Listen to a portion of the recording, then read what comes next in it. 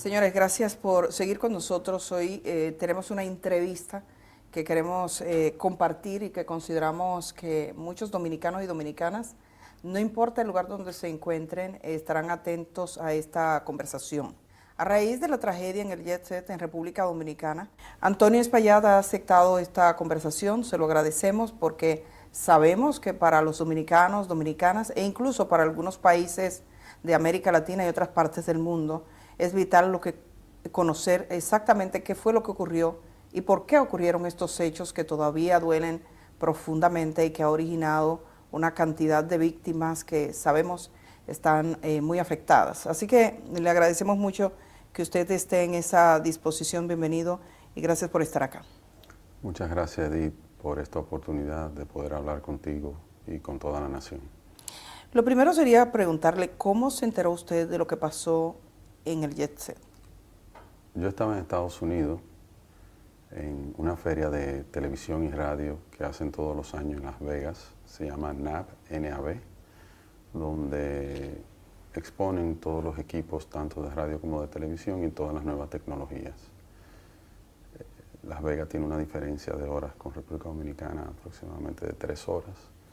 En el momento en que esto ocurrió, yo recibí una llamada de mi hermana a las 10:30 de la noche, hora Vegas, que era la 1:30 de aquí, y me llamó debajo de los escombros y me dijo: Antonio, ha pasado algo increíble, escuchamos una explosión y todo el techo se ha desplomado y estamos todos debajo aquí de escombros. Inmediatamente ella me dijo eso. Yo le dije a ella: Maribel, no te preocupes, yo voy para el aeropuerto enseguida y arranco para Dominicana. Fui a mi habitación, recogí y me fui inmediatamente al aeropuerto.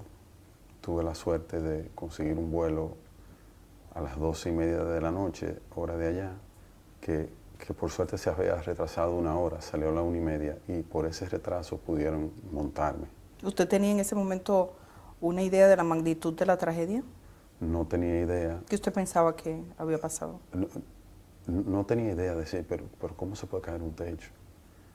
O sea, yo no tenía ningún tipo de idea de qué pasó y estaba muy preocupado. Pero digamos el alcance, ¿pensó que habían muertos? Desde el primer momento usted fue informado de que habían personas fallecidas. No, ella me dijo, porque ella misma no sabía, ella estaba debajo de escombros. Okay. Ella me dijo, estoy debajo de escombros. Entonces, yo no pensé nada, yo de verdad, fue una preocupación tan grande por lo que hubiera pasado y pensé también, tenía todos los amigos que tenía ahí adentro también, que siempre van. Y yo dije, wow, o sea, qué catástrofe. Y cogí para el aeropuerto y lo único que tenía en mi mente es que tengo que llegar, tengo que ver qué hago, tengo que ayudar, tengo que estar ahí. Y tomé ese vuelo a la 1:30 de la mañana y llegué a Atlanta. Ahí se me retrasó el vuelo de Atlanta a Santo Domingo otra hora y vine llegando aquí al país tipo 3:30 de la tarde.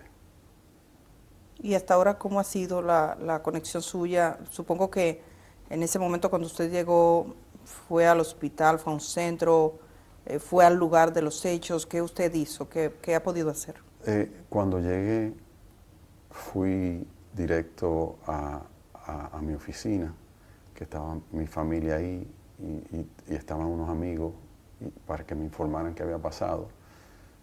Ya estaba muy avanzado todo, me dieron la información de todo lo que había pasado y me recomendaron que por un tema de seguridad no fuera, porque ya estaban los ánimos caldeados y demás, y que no se podría saber qué podría pasar en torno a mí. Entonces, por eso decidí quedarme ahí. Y me quedé ahí y desde ahí fue que hablé y dio el mensaje que usted dirigió. Di el mensaje de que estaba en el país y todo lo que dije en el mensaje. Usted sabe que la gente se pregunta básicamente, ¿qué fue lo que pasó? ¿Usted sabe qué fue lo que pasó? El primero que quiere saber qué fue lo que pasó soy yo. inclusive, como le estoy diciendo, de casualidad yo estaba en ese viaje, si no, yo hubiera estado ahí. Yo todos los lunes estaba ahí, en mi silla, sentado, siempre, compartiendo con todos los ¿Cuándo clientes. fue la última vez que usted estuvo? Antes de ese lunes, 2 lunes anteriores. 2 lunes anteriores. Era muy difícil que yo no fuera. Yo normalmente faltaba si no estaba en el país. Pero yo siempre iba. Y mi hermana, o sea, mi hermana y yo éramos los que siempre estábamos ahí. Si yo no estaba, ella siempre estaba. Y si ella no estaba, estaba yo. La pregunta clave para muchos es si esto pudo ser evitado, si esto fue un accidente evitable.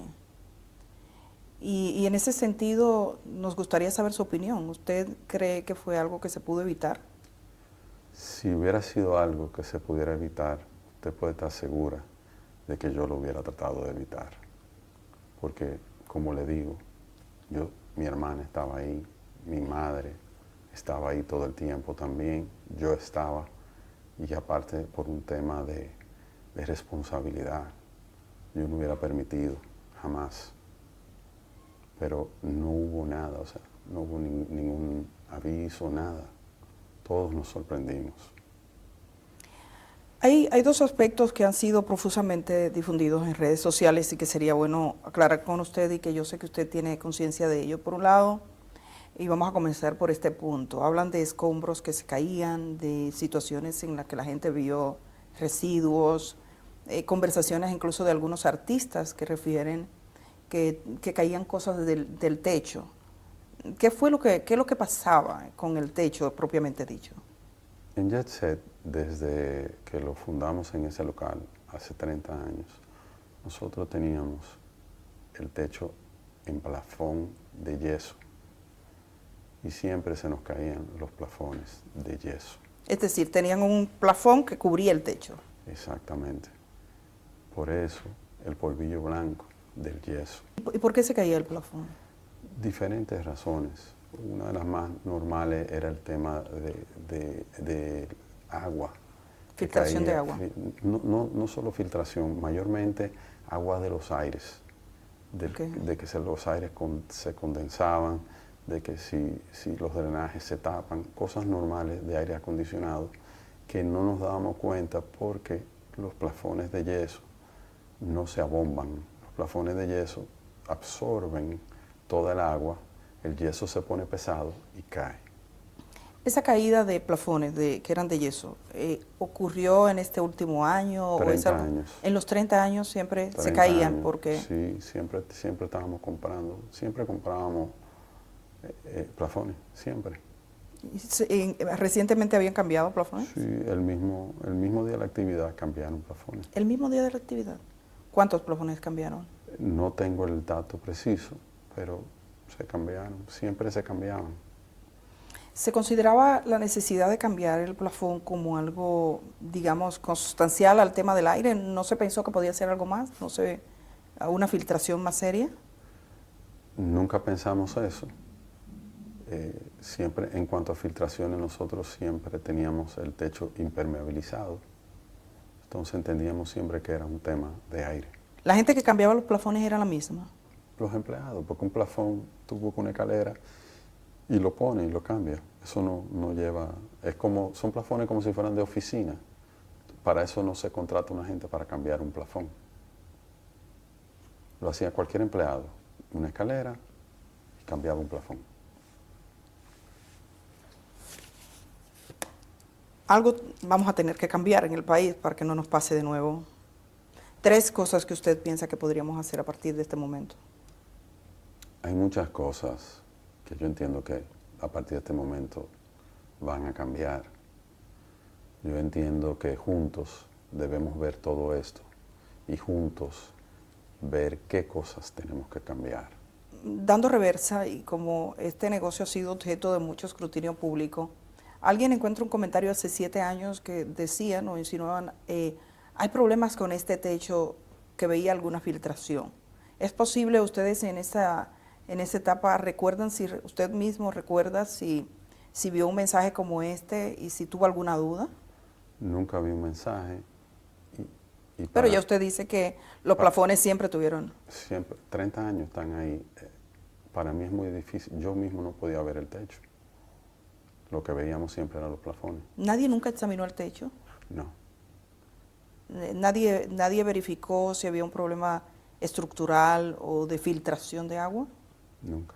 Nunca. De filtración, siempre en el edificio hubo filtración, inclusive cuando lo compramos, a finales de los años 80, tenía filtraciones el edificio. ¿Cómo usted compra ese edificio? ¿Cuál es la historia de ese edificio? El edificio era el cine El Portal y nosotros solo compramos a los propietarios de ese local. El Jet Set estaba ubicado al lado de la Coca-Cola. Tenía 21 años ahí. Y la gente, los propietarios del terreno eran los dueños de la Coca-Cola. Y ellos ahí nos dijeron que iban a necesitar el terreno. Entonces nosotros dijimos que no había ningún problema, que nos dieran 3 años para mudarnos. Y en ese tiempo ubicamos el cine. Nosotros queríamos estar en el área, porque era un negocio de esa área y entendíamos que lo mejor era como mantenernos en el área para seguir teniendo la misma clientela y que no le fuera difícil a la gente como reubicarse. Estamos hablando del principio de los años 90. Y entonces usted compra. El edificio lo compra la compañía. La compañía compra el edificio. Y entonces ahí duramos un tiempo y luego entramos a trabajar, a remodelar. Para ustedes entrar y hacer la discoteca ya dentro, como era previamente un cine, ¿hubo algún cambio en la estructura? En la estructura no hubo ningún cambio. Lo único que hicimos fue que usted sabe que los cines de esa época eran cines grandes y era como teatro, que era como bajando. Entonces lo único que hicimos fue nivelar el piso para que tuviera, porque era hondo, un poquito hondo, para bajar hacia la pantalla. Pero no hubo ningún cambio estructural, digamos, Ninguno. del peso, del techo. No, ninguno. Ningún cambio. No. Cuando usted dice la compañía, usted es el propietario del Jet Set. Yo soy gerente Gerente. de la compañía del Jet Set. ¿Y quiénes forman la compañía? Mi madre y yo. Ah, ustedes dos. Sí. Entonces usted es el gerente desde esa época. Sí, desde que establecimos la compañía. Uno de los aspectos que se ha referido es el peso sobre la estructura. Y desde el aire hay una imagen que muchos han vuelto hacia atrás, donde se ven algunas estructuras. ¿Qué tanto peso ubicaron en la parte superior sobre el techo? Yo no puedo hablarle de la cantidad del peso, porque nunca tuve la información de cantidad de peso. Nosotros contratábamos gentes expertas en las diferentes áreas que lo trabajaban. Nosotros contratamos compañías de aire acondicionado que nos montaron unos aires acondicionados. Lo que sí puedo decirle que desde el año 1994, cuando fue que entramos a ese local, nosotros teníamos 6 unidades de aire y hasta la fecha es lo que teníamos, 6 unidades de aire. Esa decisión fue una decisión de la compañía que puso el aire, dice usted, de ubicar allí los... La recomendación fue de ellos, la cantidad de toneladas que deberíamos tener y cómo ubicarlos. ¿No sabe qué peso tenían las unidades que estaban? Nunca cuando uno compra un aire pregunta cuánto pesa.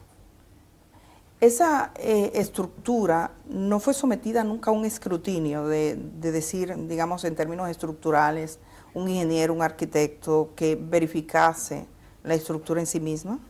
No. Y por parte del Estado Dominicano, como ustedes tenían un lugar que era un centro donde iban personas, ¿alguna vez hubo algún tipo de inspección? No. ¿Y qué piensa usted de eso?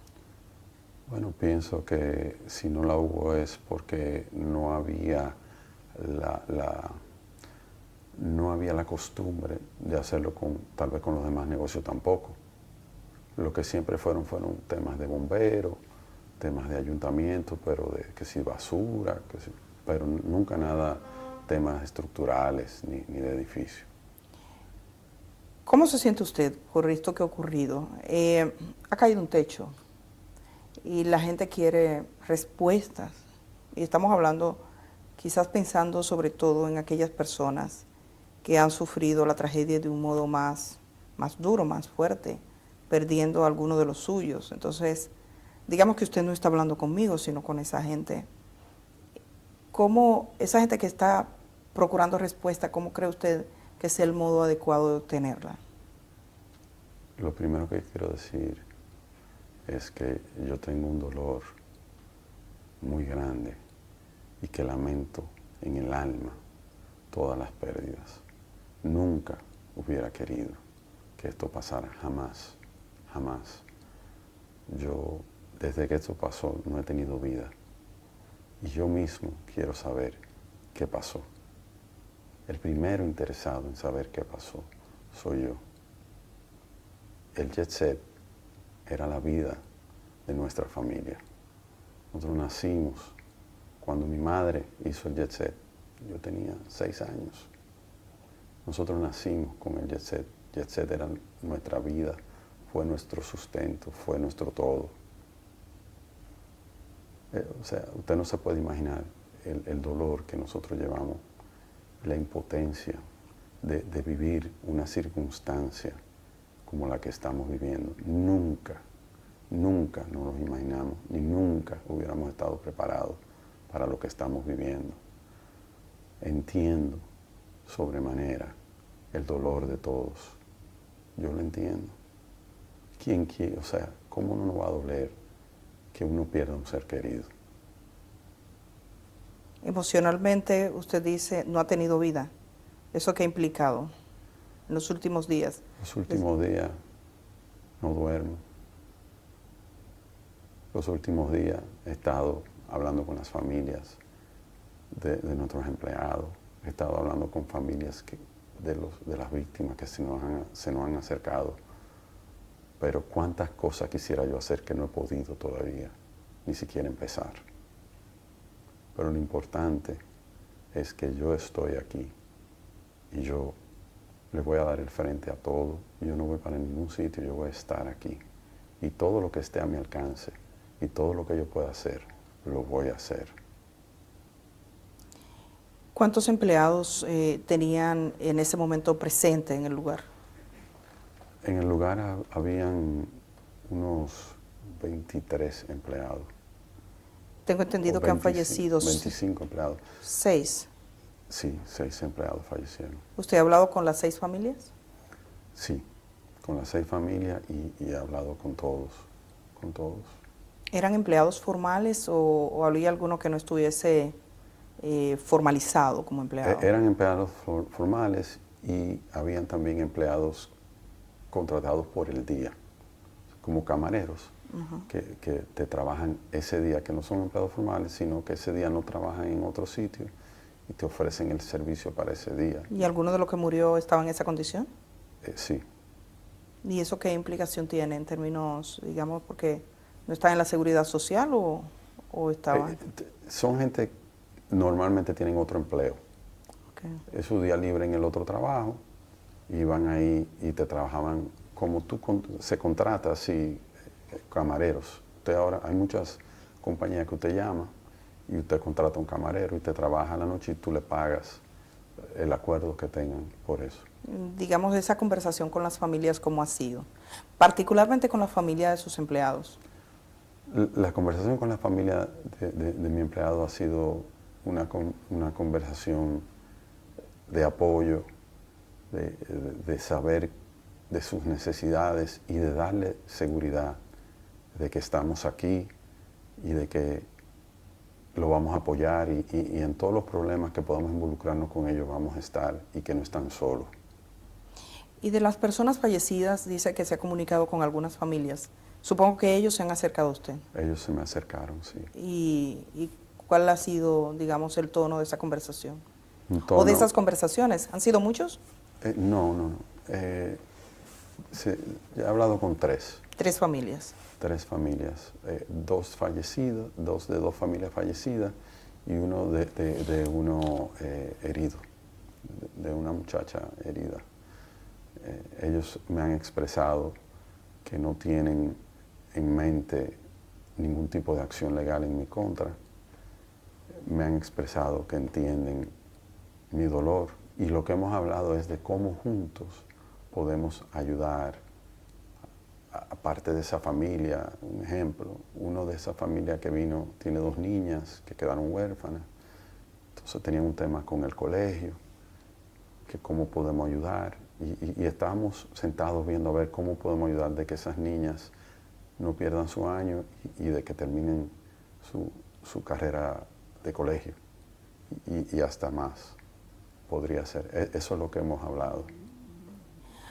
Hay algunos vecinos que han hecho referencia a ciertos contratiempos, creo que con el sonido que tuvieron, que hablan de la presencia de algún fiscal o una fiscal allí. Usted, en este tiempo, usted que fue gerente de ese lugar, ¿cómo fue esa relación con los vecinos y qué problemas legales fue lo que tuvo el Jet Set? El tema con los vecinos lo manejó mi hermana. Obviamente, yo le di apoyo. Nosotros buscamos un abogado y estuvimos envueltos con la fiscalía e hicimos todo lo que los vecinos nos pidieron. Revestimos el cuarto de plantas de nuevo para que no saliera el sonido. Cambiamos la planta eléctrica. Por un tiempo trabajábamos solo con planta. Nos conectamos a CDE de nuevo porque el Jet Set solo abría 3 noches, lunes, viernes y sábado. Entonces lo que hicimos fue también hicimos una inversión y volvimos y nos conectamos a la CDE, ya que por ahí es un circuito 24 horas para erradicar y de hecho desde que nos conectamos casi nunca se usó la planta.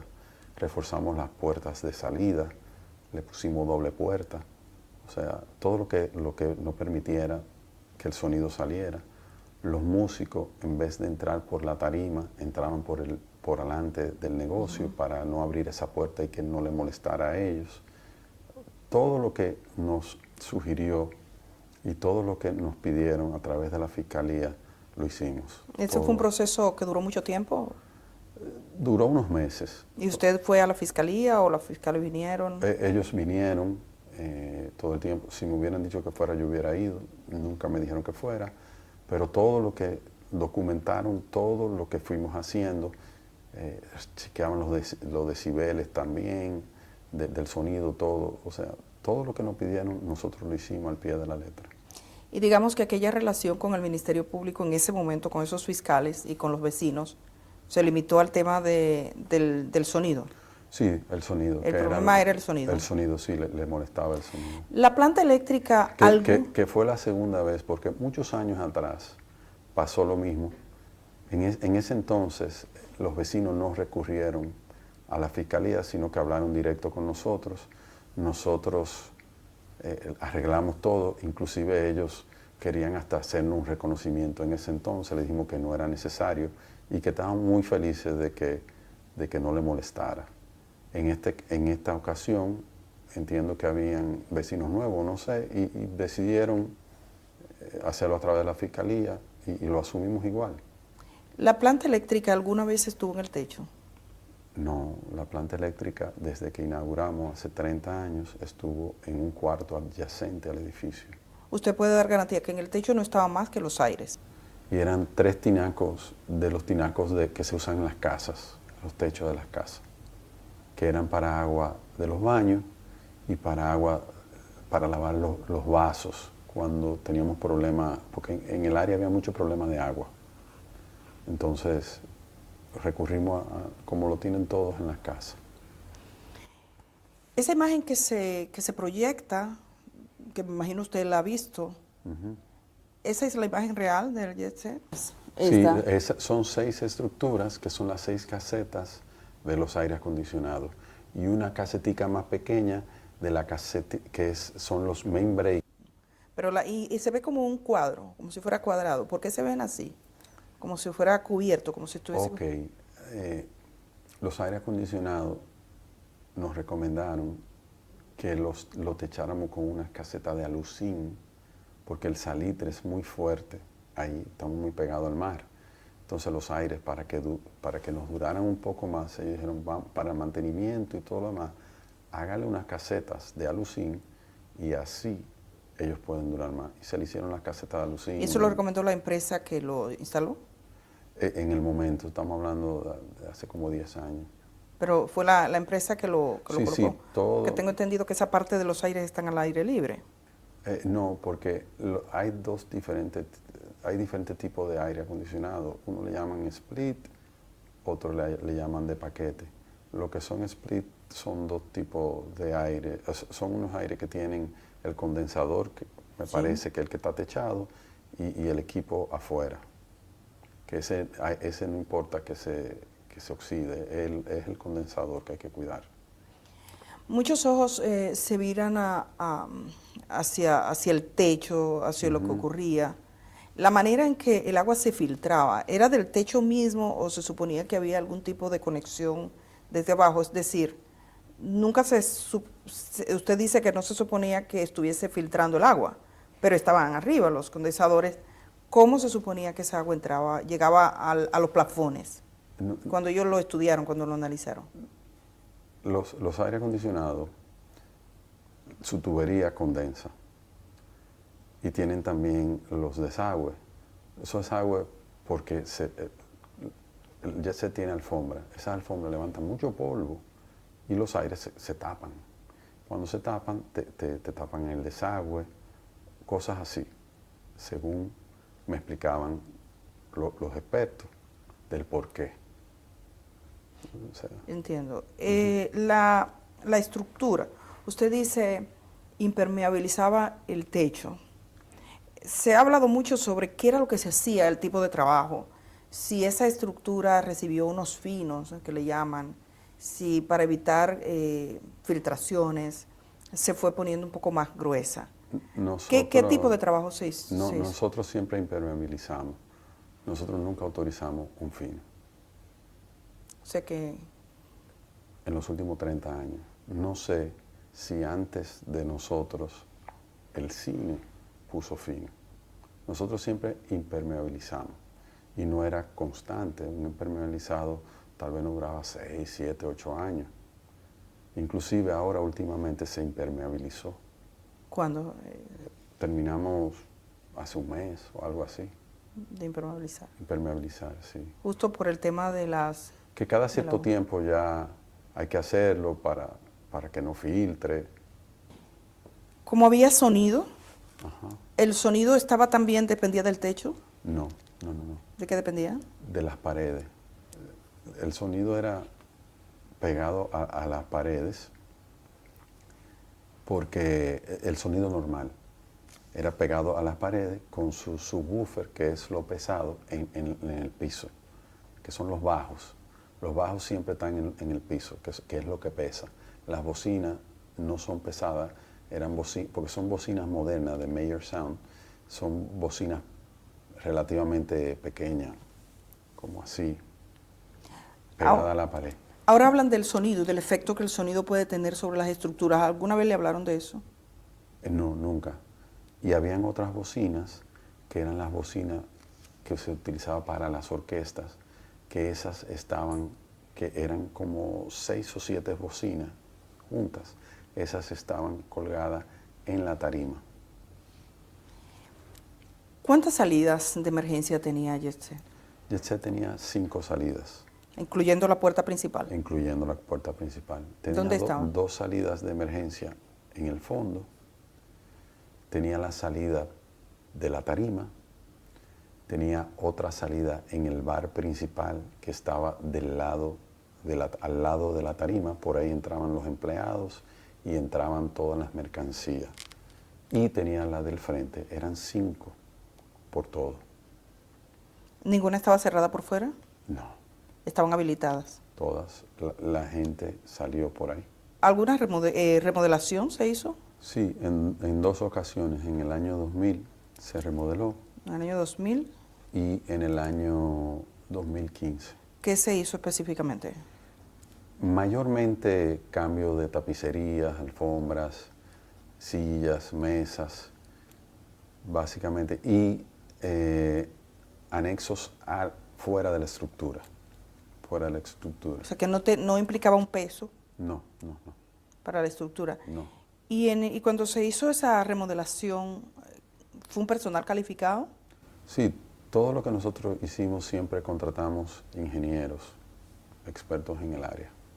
Y nunca nadie se fijó, nunca nadie miró.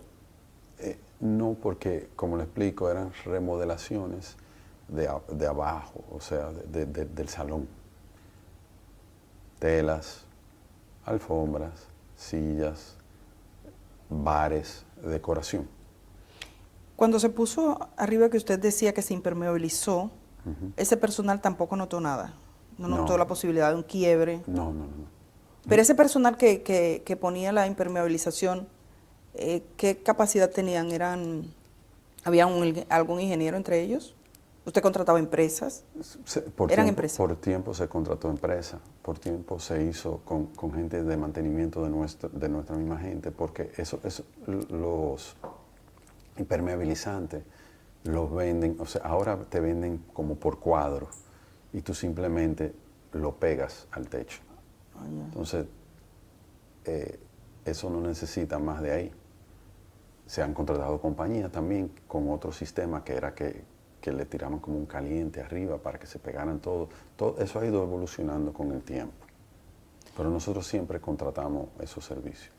Hay quienes se hacen preguntas y especulan de qué pudo haber pasado. ¿Usted cree que esto fue un accidente o cree que pudo haber manos de otros, manos criminales, digamos un atentado, por ejemplo? Yo quiero saber qué pasó. Yo no puedo decir que fue una cosa u otra. Yo quiero esperar el peritaje, que es el único que puede decirnos qué pasó.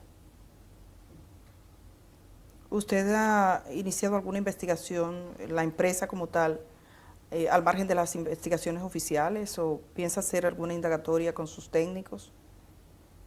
Eso nuestro equipo legal lo está evaluando. En esta etapa todavía no sé qué se va a hacer.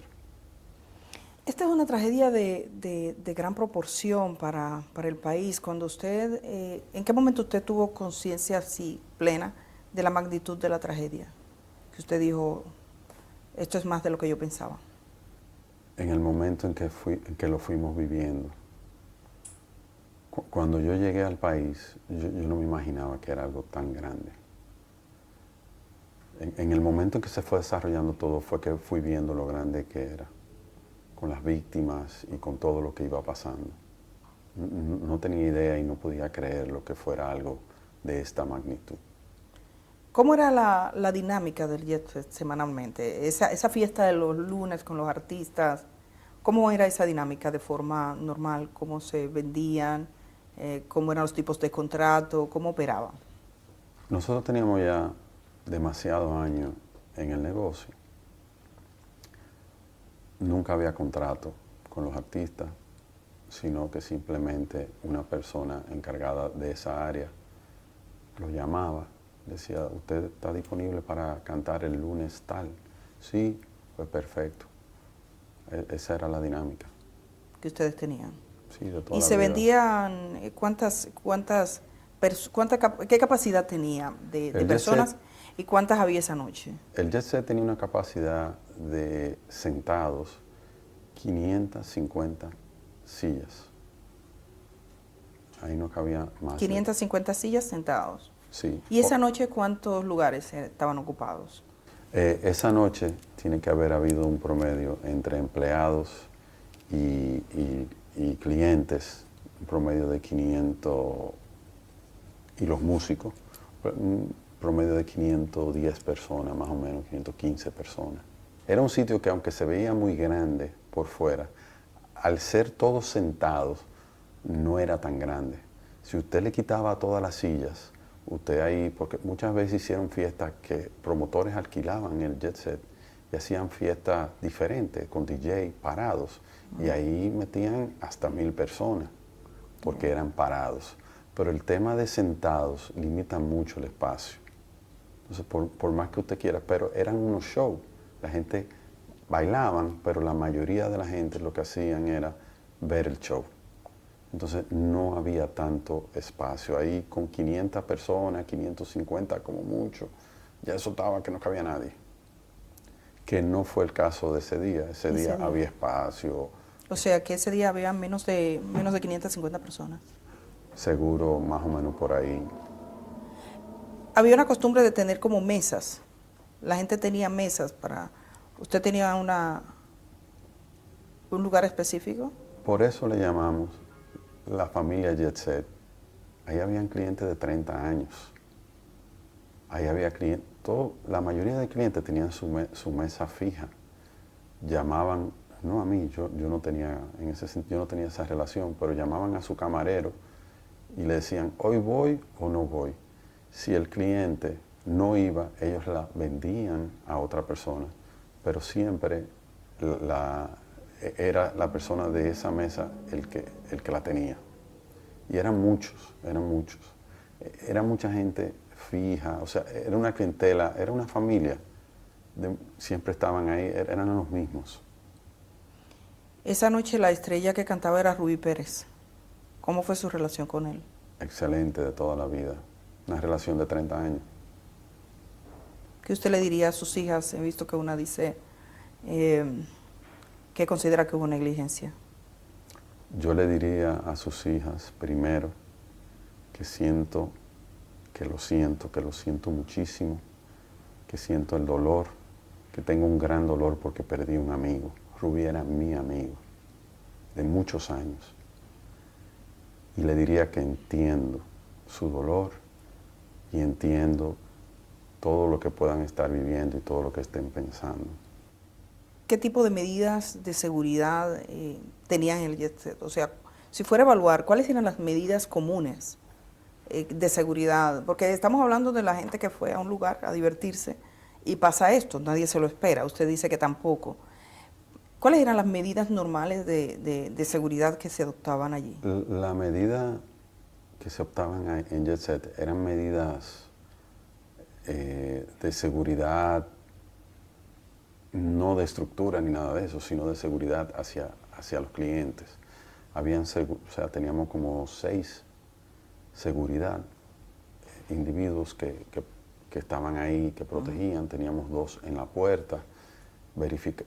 Fue el primer negocio que prohibió la entrada de armas de fuego, inclusive a militares.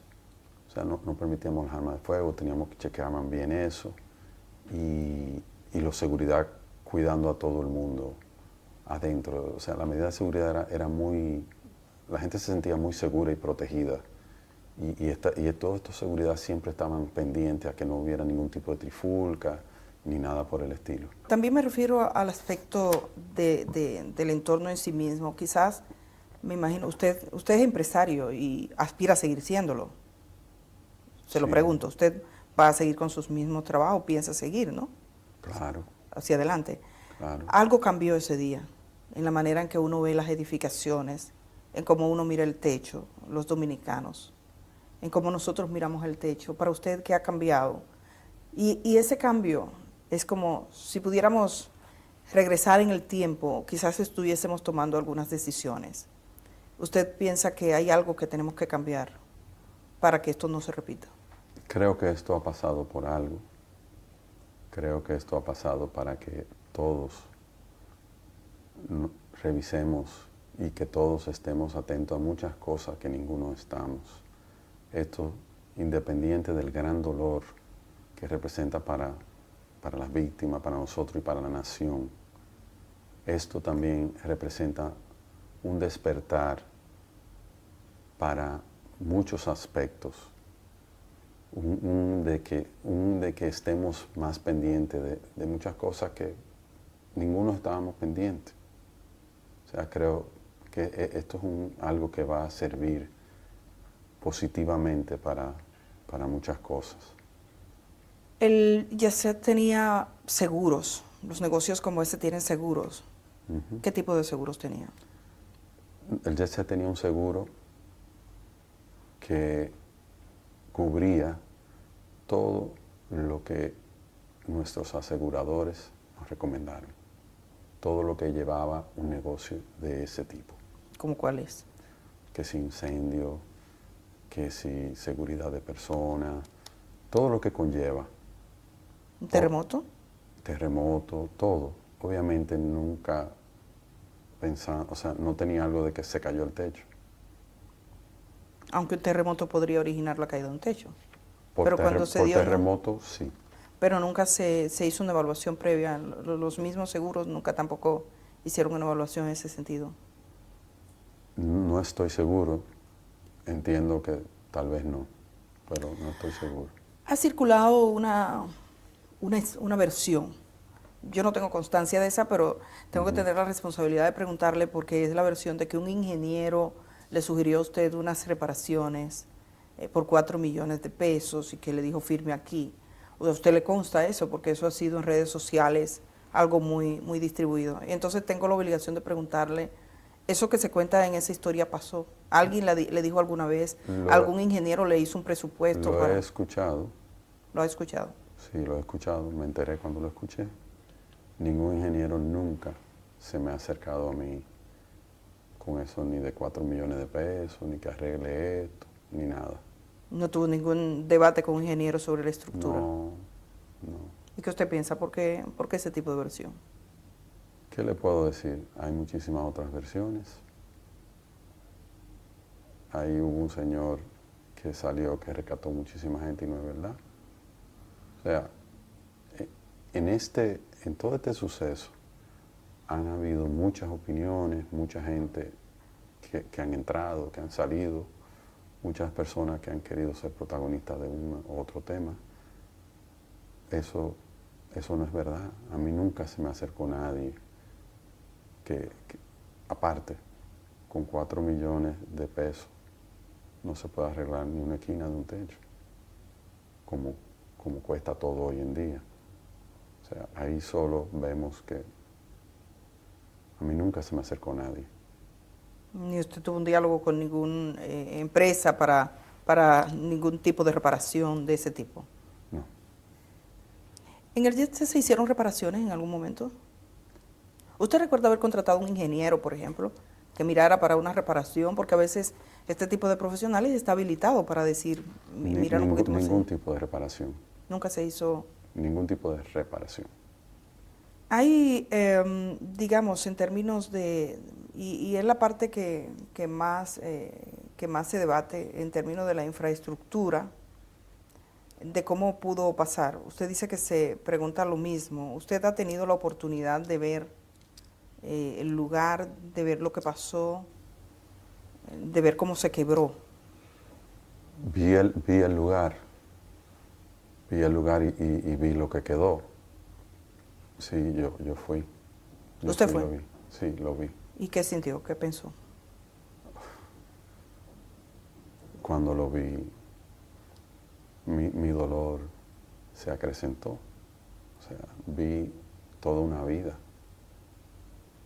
Vi todo. O sea, no tendría ni palabras para expresarle todo lo que vi. Sí, porque usted estaba vinculado emocionalmente también a este sitio. Nosotros nacimos con ese negocio, creado por mi madre. Y era un escenario habitual. Yo no faltaba. En diciembre nosotros tuvimos aproximadamente 20 fiestas con artistas en vivo. Yo no falté a una fiesta.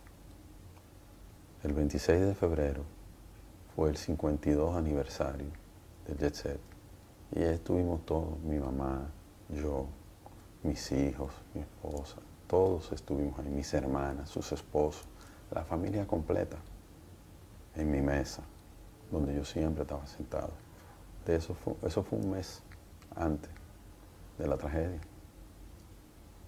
Yo siempre estuve ahí, siempre sentí la responsabilidad de estar ahí. Siempre, por todos estos años, ininterrumpido. En algunos países, cuando uno va a un sitio que tiene vocación de servicio público, uno ve en una pared ciertas verificaciones que se hacen. Usted ha sido empresario por muchos años en este negocio de diversión, un negocio que reunía a mucha gente. ¿Qué tipo de verificación se hacía? ¿Alguna vez se recibió una visita de algún tipo de verificación, la que fuese, del tipo de servicio, de lo que se paga, lo que sea? ¿Alguna vez alguna autoridad llegó hasta allí? Bomberos, ¿Bomberos? ¿Fueron? siempre, ¿Iban los bomberos? que los extinguidores, que las salidas de emergencia, eso. La gente del tema del trabajo, en un tiempo siempre pasaban a ver la cantidad de empleados que tú tienes, las cosas rutinarias. Salud pública para ver si los vasos están limpios, ese tipo de cosas. Nunca una revisión estructural. Nunca. Evidentemente, la parte más dura, digamos, frente a usted es esa idea que algunos tienen en su mente. Esto se pudo evitar. Esto sería negligencia. Porque los accidentes pasan, pero la gente se pregunta, ¿se pudo evitar? ¿Fue negligencia? Cuando el hecho de que eso se haya formulado, y es la pregunta más repetitiva que se formula en este momento y usted lo escucha, ¿cómo usted se siente? ¿Qué usted siente respecto a eso? Yo me siento